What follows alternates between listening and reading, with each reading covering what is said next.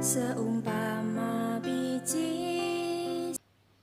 Shalom, saudara Tuhan, kembali kita pagi ini dan renungan pagi, dan harapan saya saudara orang yang diberkati Tuhan dan mengasihi Tuhan setiap hari di hari ini, khususnya menjelang kedatangan Tuhan yang kedua kali. Saudaraku, pagi ini kita tetap membahas tentang orangnya Tuhan berpikir benar. Dan pagi ini, kalau saudara merasa adalah orangnya Tuhan dan berpikir benar, saudara akan adalah orang-orang yang tidak takut adanya perubahan, atau boleh dikatakan siap menghadapi perubahan. Jadi setiap kita yang sedang berjalan bersama dengan Tuhan, itu siap menghadapi perubahan.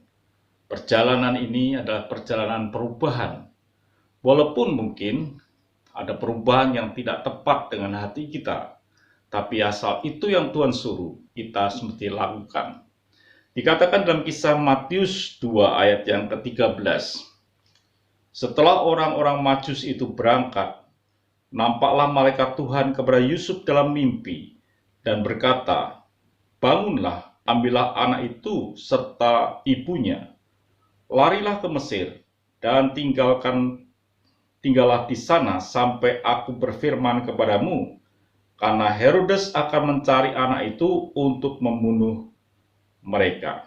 Saudaraku yang kasih Tuhan, kisah ini sederhana sekali, tapi saudara tahu bahwa kisah ini adalah ketika Yesus lahir, maka ada orang-orang Majus yang datang ke tempat di mana Yesus lahir.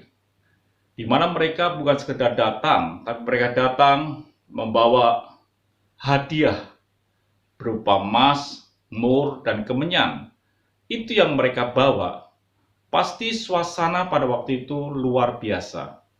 Suasana yang menyenangkan, yang tidak pernah timbul dalam pikiran Yusuf dan Maria pada waktu itu. Mungkin suasana itu begitu meriah. Mungkin setiap orang menyampaikan hadiah begitu luar biasa. Bahkan gembala-gembala pun datang pada waktu itu. Yang jelas, situasi itu sangat luar biasa. Tetapi saudara kasih Tuhan, ketika suasana begitu riuh, begitu menyenangkan, dan ketika orang Majus itu berangkat untuk meninggalkan mereka, lalu apa yang terjadi? Yusuf mimpi. Dan mimpinya jelas, disuruh membawa anak itu beserta dengan ibunya untuk lari ke Mesir. Ini perubahan yang tidak pernah dipikirkan juga.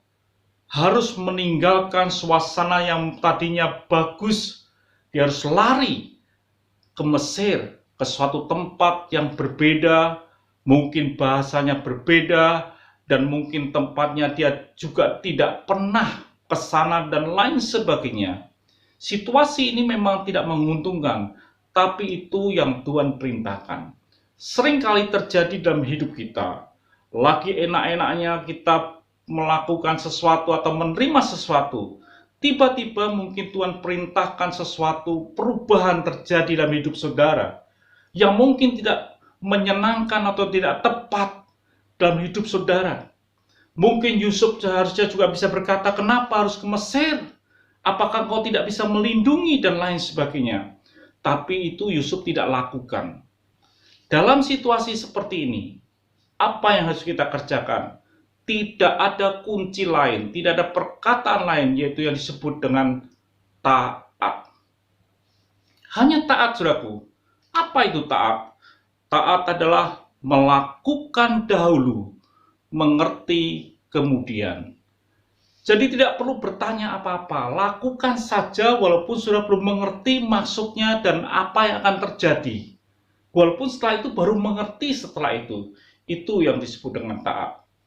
Dalam perjalanan orangnya Tuhan yang berpikir benar, siap menghadapi perubahan dengan satu kunci yang disebut dengan ketaatan, melakukan dulu dan mengerti kemudian.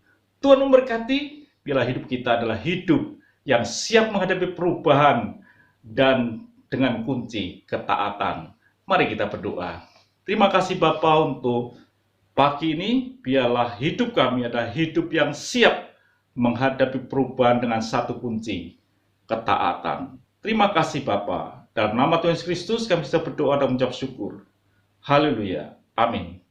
Tuhan memberkati. Sampai jumpa esok pagi.